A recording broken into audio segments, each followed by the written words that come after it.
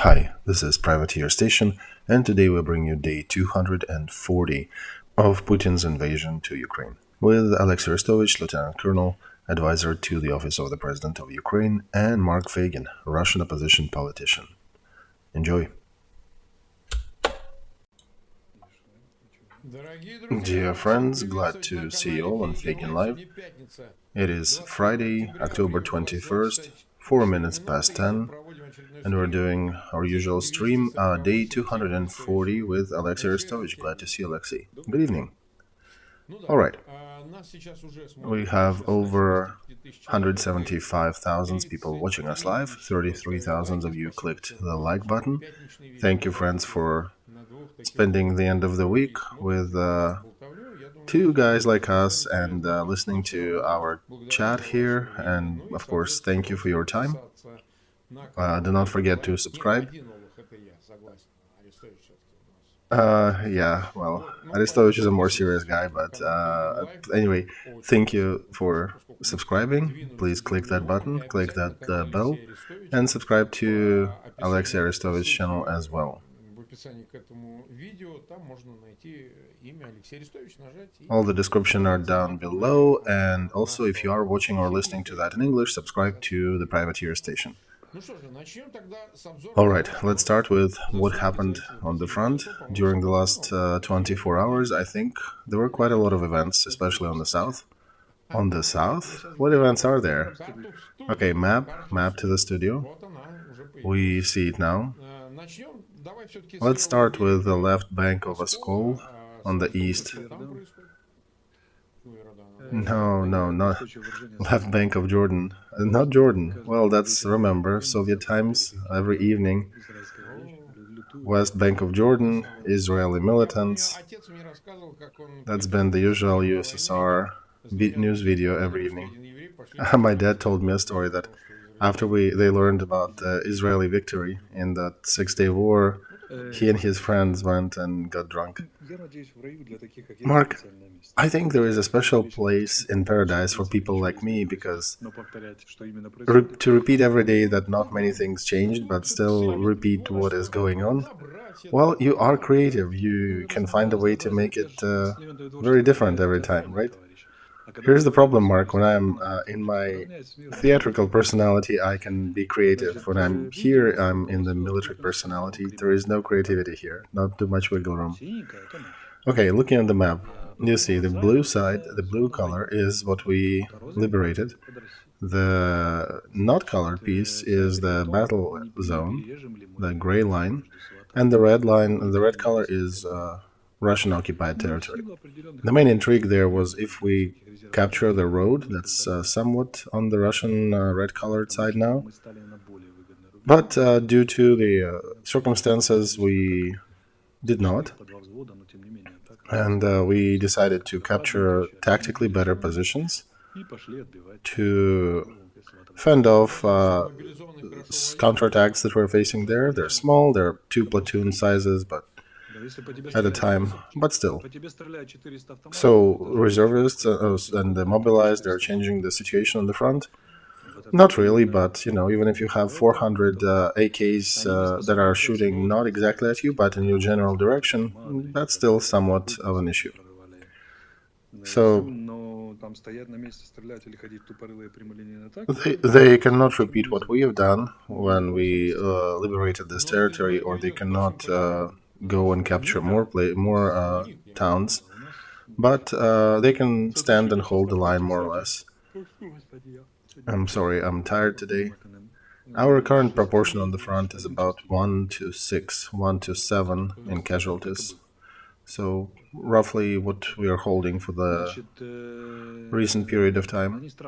They're very afraid of our army over there, and that it can proceed forward and cut the road and capture Svatova and threaten Kremenaya as well. But frankly, we don't have too much resources to do that.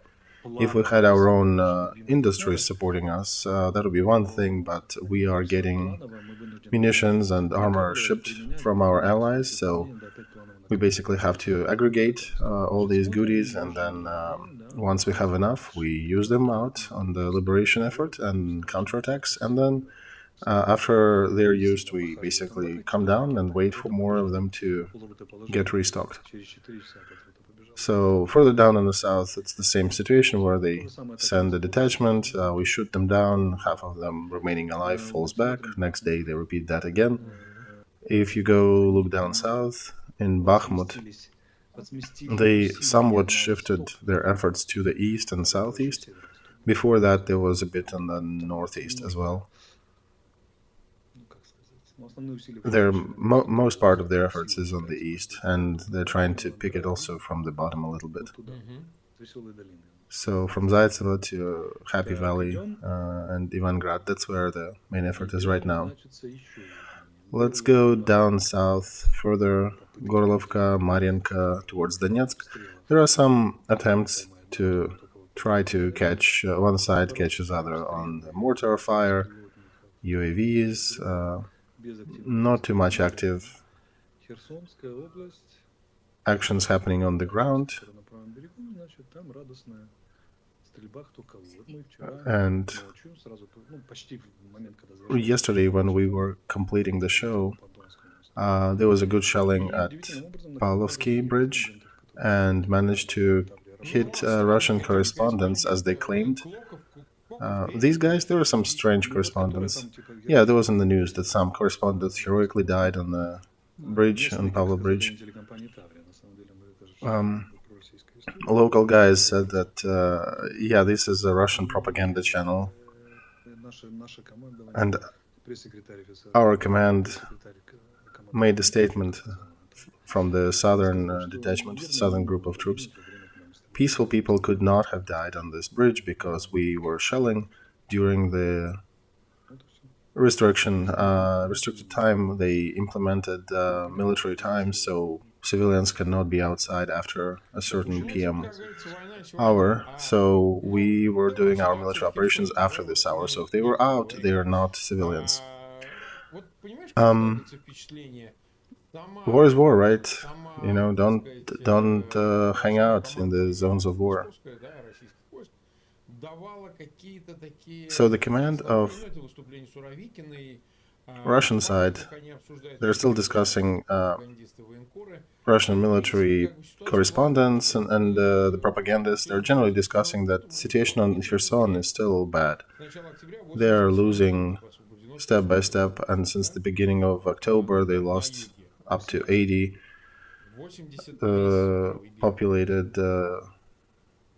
settlements in Kherson region. 80? Yeah, for the whole area. That's what is the current stats. I'm reading in their public forums. That's what they're counting. Is there some exaggeration, or maybe a trap, or maybe we don't understand when Kherson can fall or can be taken? Again, the evil tongues. Oh God, I remembered another anecdote about evil tongues, but it's too dirty. Even for me, I lose my courage talking about that. Mark, sorry, I cannot talk about that. The thing is, we have not crossed the fork of events. They have not been determined yet. So we see that indeed they are throwing still support on Kherson side, the mobilized, and not just mobilized. They added a little bit of, even a bit of a cadre military on that side. So visually it doesn't appear that they're preparing to run from Kherson area, or at least it looks like there is a regrouping effort with unclear goals. So there was no counteroffensive there right now, and there were 2 romantic days when all their fake administration and FSB people were leaving. That was interesting, but military-wise, they were still reinforcing. So you think there is some sort of additional game there? Luring you in there? No, Mark, I don't think it's a game. Luring us where? If we had enough force to take Kherson, we would have taken it now. No, maybe luring you that they're too weak, so you would still go. Mark, our intel is, unlike Russian intel, actually works, and we do know the real situation there. How many detachments and what they're doing, what's going on, and not what we're being told from a TV. Okay, then let's talk about the dam, because that's another point in the discussion. What do you mean dam? Novokakhovskaya dam? The one that was announced that they put explosives there? Well, first of all, we don't know if they indeed do that, and they did plant the explosives. Okay, so let's imagine they did. They blew it up, the wave is going down, left bank will be flooded, locals will suffer, and Russian troops that are retreating will suffer. After that explosion, the river will tear away or flush away all the pontoon bridges they built. So that means that they will cut off everybody who is still maybe remaining on the right bank from any possible supply line. So that scenario makes sense only if they withdrew everybody, ran rather far away on the left side where the flood will not reach them, and then they blew up the dam.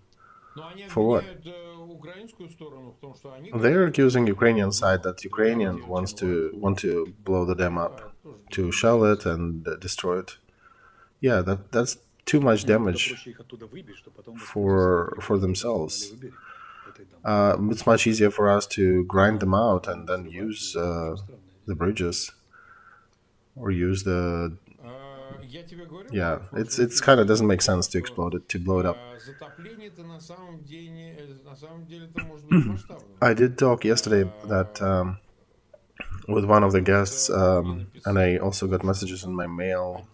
Some people related to employees of the dam that flooding will not be a cakewalk. It will be a serious flood wave, and perhaps it might even reach the right bank as well. That it will be on the right and on the left. Then I have another question. What's the reason to do that? So when they said they planted explosives, do they plan to explode it fully, destroy it completely, or just destroy parts of it? Are these explosives real or they're fake? Because they could have put fake explosives and said, hey, be afraid, be afraid. That could be additional mean of controlling enemies' behavior and confusing their plans, which, they're trying to do to us. So all that is, I don't know, I think there probably are real explosives there, but there's still too many questions left. As an element of blackmail and information intimidation, since Zaporozhye nuclear power plant didn't work, let's try the dam. Remember, before the war they were scaring us with Chernobyl. They always look for some catastrophe, Mark. They always bring up something, hey, this time there'll be 20,000 civilians dead, or there'll be a flooding or another catastrophe. They seem to be moving from one catastrophe to another because they are a catastrophe themselves. Imagine if there would be any war in Europe and the French would be telling Germans that, hey, we'll invent one catastrophe per month that will be killing tens of thousands of civilians. Right? That's a weird story. Okay. Let's switch over to Belarus to cover all the actual military preparations there to clear the picture. Do you feel the escalation of situation from Belarus side, or is it just our worries? I feel serious preparation for escalation, but there is a known distance between preparation and to the point when you are ready to fulfill tasks. And then the second step is even having that group battle ready up there doesn't mean that it will be used. It can just pose a threat, and that may be its function. But they are aggregating there on all sides. So they're aggregating both infantry and air support and artillery. You know what? What I'm concerned here is that they never move things for nothing. Last year, they moved their troops to the border of Ukraine and Belarus, and one of those times, the second time, they actually entered Ukraine, right? Now they're saying they have about 9,000. You told us they need about 20, 30,000. I think whenever they reach that total amount, and I believe it's doable for them, what's the reason for them to aggregate them up north? They could have used them in the south or in the east. And since they're doing that on the Belarus territory, given even the Lukashenko's behavior and all, they do want something. So what can they want, Mark, that we haven't seen yet? We understand what they can want. They want to invade and go to Kyiv region. So this idea is being actively discussed in all the publics and all the forums. That's why I'm bringing it up, because if everybody is discussing, the threat stops being scary. Who is being afraid, Mark? We're not. Well, it's not even about the physical fear. It's more analyzing of possible plans of the enemy. Well, we analyze these plans, Mark. For the second month, we already have military exercise singing Brivey. It's a bird. So, yeah, we've been exercising that with military, police, territory defense. We're ready. You know, and I still keep bringing it up because I hope Lukashenko one day will turn on his YouTube and see us and say, why the F do I need that? Well, he said that already, that they don't need war. Well, yes, he said that, but he also said that they will. Mark, you understand that Belarus people don't need war, right? I do understand that, but he's talking about war also not because of his own volition. He is being pushed to. Mark, Belarus people do not need war. Are you sure? Yep. Then the factor of presence of Russian troops that look very occupational on the Belarus territory. Do you think they may instead occupy Minsk instead? Well, Belarus is occupied since at least 2016. They constantly have Russian military presence there on the rotational base. And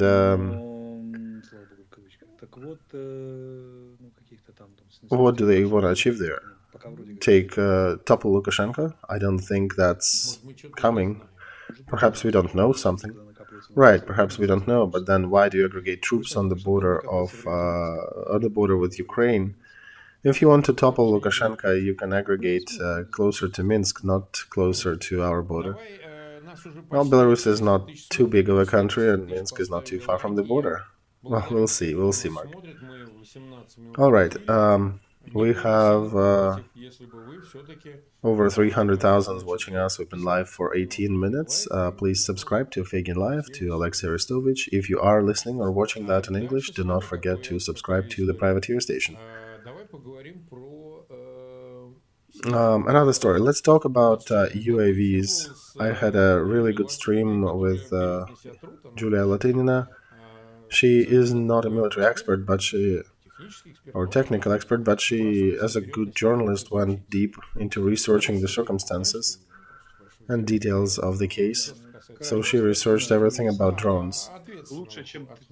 She actually does it in a very detailed fashion, better than 9/10 of military experts that I see in the media sphere. So yeah, she did talk a lot about Iranian drones. She recorded a lot of her conversations with different experts and aggregated that for you, so you don't need to dig that. I'll defer you to that interview with Julia. She came to a conclusion that these drones basically they're called Shahed, very similar to the pronunciation of Shahid's belt. They're not designed to hit military targets, but their main designation is destruction and terrorizing of civilian population, civilian targets. Because on the front, they are just incapable of dealing enough damage. So,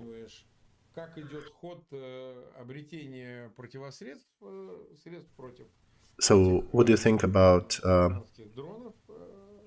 Ukrainian capability to fight Iranian UAVs to resolve that issue? We're discussing it daily, so people are asking it in chat a lot, and I think you could dispel some of the concerns here. Yes, but there is a nuance. We cannot disclose all details about our readiness and preparedness to fight drones. There is a piece of news that was officially published in Germany that Ukraine got the first radio location station for air defense system Ares-T. German manufacturer Ingersoll. 4 more systems will be supplied in the next coming months. These systems are capable to detect and classify different aerial targets, including small, fast maneuvering, even cruise missiles, airplanes, helicopters flying and hovering. They can detect up to 1,500 targets in up to 250 kilometers radius. So even one locator like that is a real good input for our targeting systems. And early detection is an important, crucial part for successful shooting them down. So they will cover our skies. And just these things will provide a good umbrella for our protection. By the way, I'm adding here that we'll continue drones later. I sorry for distraction here. I see another note that Zelensky signed a decree about volunteer pathway for women to participate in the military. So once again, volunteer is an important part. Yeah, there was a campaign here that said that everybody will be drafted, including women. And that campaign was instigated from Russia, from their propagandists gang. Okay, so going back to UAVs, you think that in the near future, you guys will find a good solution for the drone problem, for the UAVs? Yeah, Mark, there is never a situation when one weapon is eternally successful. There's always a continuous struggle between sides. On the drone matter, they became rather successful temporarily. We are shooting them down in numbers now, and in some reasonable time frame, we'll cull that threat, and it's curious what they'll do later. Perhaps they're relying on scary Iranian missiles, surface to surface, but it doesn't really change stuff for us. It's the same Iskander type missiles. Formally, it's about the same. Okay, I got you. Let's wait how that situation changes. 23 minutes we've been live, a little more. Over 415,000 people watching us. Again, please share links wherever you can in your social media. Make sure your friends see us. Make sure those people who, if you have anybody at risk of being drafted by Putin's regime, send it over. I cannot say it's a flood wave of them, but definitely we see increasing Russian presence among the viewers. And it starts to show that they're apparently stopping to believe, rather, they are propagandists. They're actually turning to other sources that are not screaming everything is wonderful and will win, but the ones who are telling them about different ways they'll be returned back home, if they will be returned back home. So let's talk about other things. Elon Musk continues his Twitter saga. He commented today, I think today, right? Today or yesterday? I think it was last night. He commented on Medvedev, and Medvedev posted a tweet.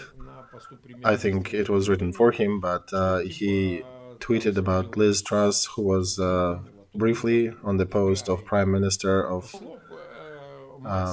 Britain, and he compared her with some lettuce or whatever. And Musk responded saying that's quality trolling there, and then asked, so what's up near Bakhmut? Some people understood that as a compliment towards Medvedev, and Medvedev, being an idiot he responded that he is waiting for Elon to come celebrate victory. Which victory? When? No details on that. But regardless, that is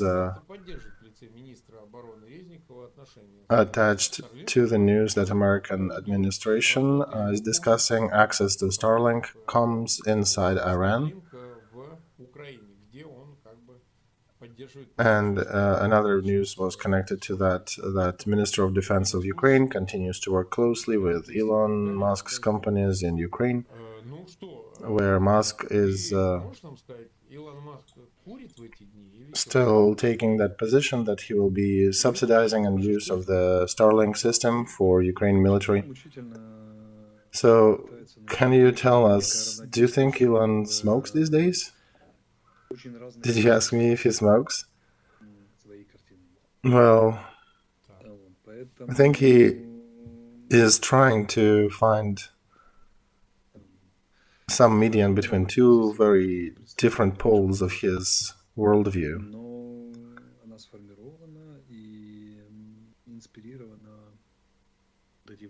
How was that system formed is a big question. But he has it, and it is inspired all these lengthy tweets about nuclear weapons and all. He got some feedback. He understood that he perhaps over-accentuated certain elements of his worldview, and he's trying to find a new balance in it. Being a businessman, he also is looking for a way to minimize risks, minimize damages, or perhaps even gain some profits from it. So it's a picture of statement. Wrong statement. I'll rephrase that. You misunderstood me.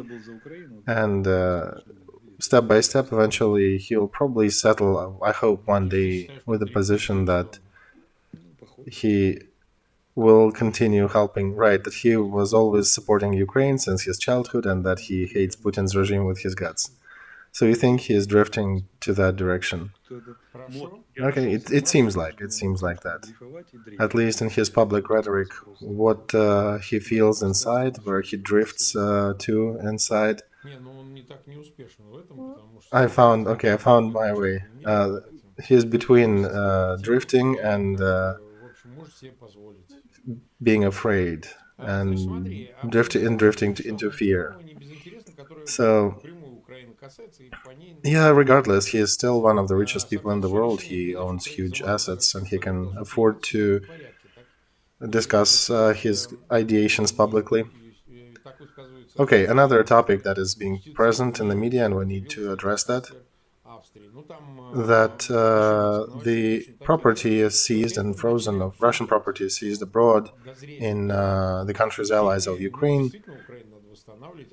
Austrian Chancellor stated that it needs to be discussed how to use that seized property, and they're starting to discuss because Ukraine needs to be rebuilt, money needs to be paid, and who else is in a better position to fund that than the aggressor?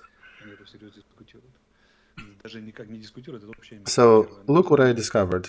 One of the commonalities for the West, to my surprise, they accepted 4 points of victory for Ukraine, and that is what is constantly present. So first, punishment of Russian troops, or full defeat, or throwing them out of Ukraine.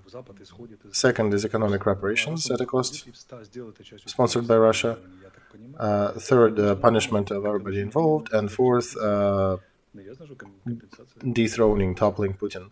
So if the West includes that into their strategic planning, they start thinking about how can we use, which funds can we use to compensate Ukraine for this war, to compensate their expenses for supporting Ukraine.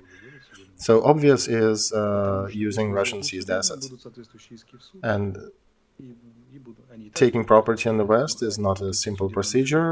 It's not so easy. So a good thing is doing that in a legal manner when it is adjudicated by court, because if you do that by decree, there'll be a blowback. But if it is done outside of the judicial system, that may lead to a lot of unintended consequences. So the cleanest solution likely will be through the court. I'm not sure if it is the best way, but frankly, however they do it, as long as they do it. Do you think they will? Of course. I think so, because how else? You start a huge continental warfare in Europe, you get it to the brink of nuclear threat to the world, you blow up gas supply lines, you blackmail everybody with explosions and floods and other things. This is one of the cases of a little wisdom that was popular in the Russian military, Soviet military back in the day. Oh yeah, I know that one. If you spit at a collective, they'll wipe their faces off. If the collective spits on you, you'll drown. Yep, that reminds me of another one about evil tongues, but it has also the presence of clit, so I'm not going to talk about that. So another piece of news that we're discussing is setting a frame, a top price for Russian oil, Russian energy, carbohydrates at $60 per barrel. I think it's a lot. I think that's a very good price. Even 50 would be good for them. Yeah, I think it's a reasonable price. It's definitely over the cost, probably twice over the cost, so I don't understand Russian side being pissed at that. So what do you think? Do you think that decision has a good perspective? Has some future? Because in the current situation, they should be happy even with this 60, because, you know, it can be dropped down to 10. Yeah, I think they will eventually settle, and the price indeed has to be somewhere in that frame, because it does include logistics, transportation, a lot of other activities around that supply. So Russian side, in my opinion, should be happy. The other thing is they will not be able to get super profits from that. And that solution, for the most part, is aimed at culling the possible destabilization of the market due to Russian actions or other countries friendly to Putin's regime, including Iran, and trying to preclude harsh jumps and fluctuations in the price of oil and gas, because Russia was always on the boat rocking it. And also to preclude Russia getting super profits from this industry. So these are good tools. These are as effective as they come. By the way, to catch up with the previous news, I'm keep reading other things here. Leaders of European Union assigned a task to a special commission to research and figure a way to transfer assets into monetary values. How you like to say, Mark, who will pay for that? You will pay for that. Turning to Russian viewers of this, yeah, they don't like listening to that. They're saying it's impossible. They're still in disbelief about that, but yeah, they will pay. There's another layer to that story. You know that most of oligarchs, the big ones, the juiciest, the biggest ones, they actually started court proceedings in different countries trying to fight the sanctions. And there is already a wave of decisions coming denying their claims, and they're now starting to feel the hurt.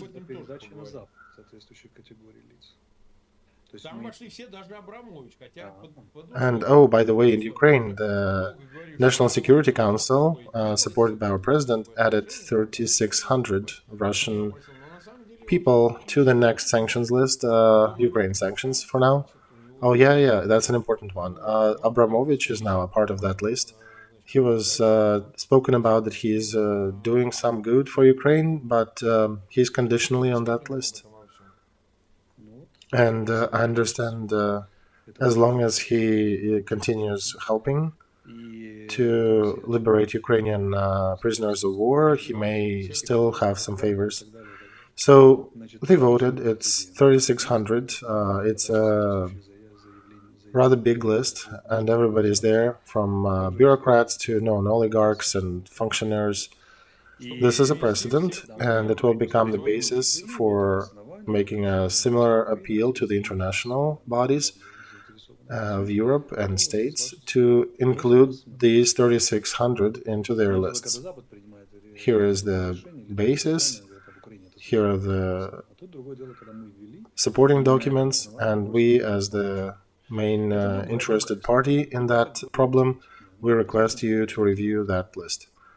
One thing is when some third party is doing that, and they're always looking at Ukraine wondering what do Ukrainians think. And this time it actually bubbles up from Ukraine, and this, I think, has a better perspective of being adopted. All right, 36 minutes we've been live. Almost 435,000 watching us live. Over 140,000 of you clicked the like button. Please do not forget to share a link. And one more thing I wanted to talk about. This question is from chat. Okay, people keep asking, why did information about Bayraktars and their application kind of disappeared? So they're implying, right? You understand what they're implying? That Turkey may be thinking that all Bayraktars are destroyed. Maybe Moscow found a way to leverage them out of the battlefront, and Turkey is not supplying them anymore. No, everything is good with Bayraktars. Andrei Yermak had a very successful visit to their factory a little bit less than a month ago. Everything is good with them, we're just not pointing them out. What do you mean? Well, they're not bleeping in every second message saying Bayraktar this and Bayraktar that. They're working, we're using them effectively, we're just not accentuating that matter. Is there a reason for that? Well, let's put it this way. Given that Turkey is an intermediary with prisoners of war exchange, I would start thinking in that direction. And these interdependencies. Okay, interesting. Thank you. There is another news in the media today that in Ukraine,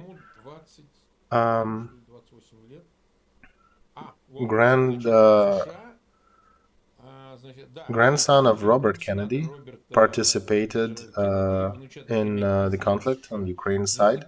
He is 27, 28 years old. Okay, I'm reading it. Kennedy, grandson of Senator Robert Fitzgerald Kennedy, relative of John Kennedy, the president, and he, undercover, basically without informing anybody, he says there was only one person who was aware of his decision. He served in Ukraine. When he learned about Ukrainian International Legion, he knew that he would join, and he went to the embassy on the next day and conscribed to that detachment. Now, direct quote, people I've met in that legion were the bravest people I've ever known. My pals and legionnaires came from different countries, different ideological backgrounds. They were real fighters for freedom, many of which who had lost everything in their fight against oligarchs and oppressive regimes. This is not a fight between equals, this is a revolution. So this is a very American-style post, and it's not just anybody, Joe Schmo fighting on the Ukrainian side, right? Yep, I'd say that's another serious event. And now he likely is back, and he'll be a good supporter of Ukrainian cause. I'd say we had a lot of people fighting in International Legion. We had a lot of people from South America, from Southeast Asia. We actually had a lot of people from South America who were fighting great We still have them in in this legion. They were fighting, and they basically wanted to revenge for all the Soviet funding of all these commies and socialists in the southern. So that is the right wing, right? Coming, helping. Oh yeah, definitely right. Definitely more of a conservative side than the commie socialist side. They really performed well in the fights for Lysychansk and Severodonetsk. It was hard there, but they were strong. So what's the number of that legion? How many people are? Thousands.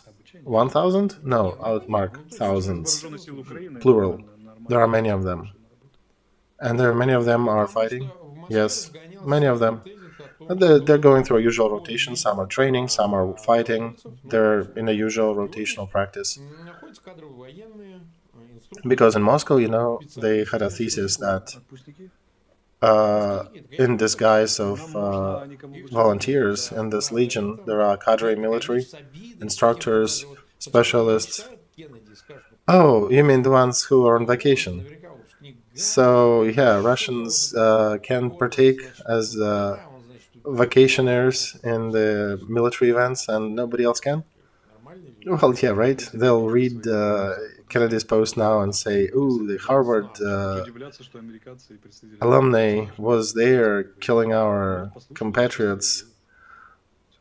Well, what do you want? If you declare the war to the West, if you shout from every bucket that you are fighting the West, you can see, you should expect some of the Americans taking that seriously and saying, okay, well, if you are fighting the West, I'll come over.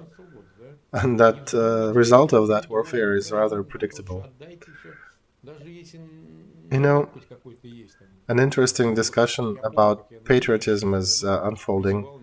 There are people who are saying, don't even think about it. Since 2014, don't even go and capture anything in Ukraine. This is the dumbest idea. I remember myself back in 2014 screaming in the Russian media, remember, people of Crimea, what are you doing? Why are you joining Russia? We're living here in prison. Why do you want to join our jail? Ukraine is your only way to freedom. Well, life teaches everybody their own lessons. So now there is no sentiment about that. You cannot talk with sheep in any other fashion. Oh yeah, this war dispelled a lot of stories. There's no naivete left. And the harder the whip, especially if it has metal balls on the end, then the better it is. Especially for my fellow Russians. You try to convince them that, hey, you will be killed there. Don't kill others and don't go there. And now there's another story. Sberbank, an IT guy, manager from it, Raiffeisenbank. He's the major operator of Russian payment system Mir. So life model is 10 days, right? He was conscribed, he was mobilized. He is 33 years old. In 10 days, he's dead. What for? 33 years. What for? What the heck were you doing there? What the heck were you fighting for? Was an IT guy, no more IT guy. Okay, we'll leave other topics for tomorrow. One last thing, people are asking for an anecdote. I'm not going to bite. I'll show you another thing.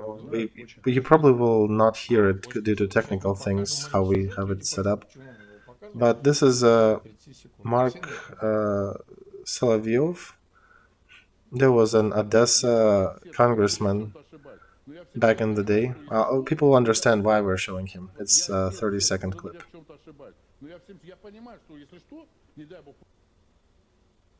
Technical issue.